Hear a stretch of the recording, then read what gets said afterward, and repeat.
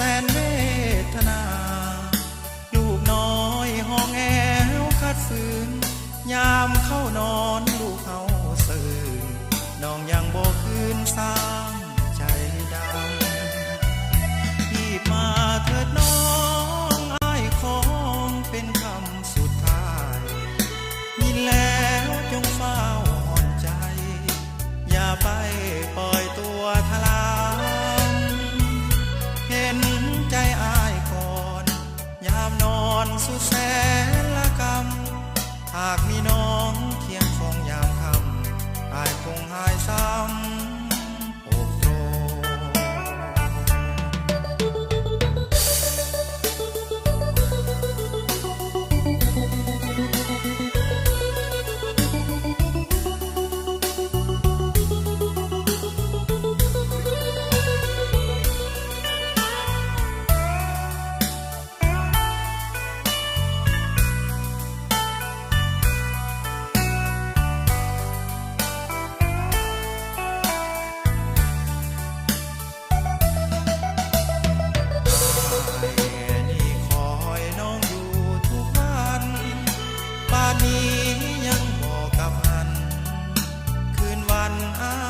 สุดกำกืน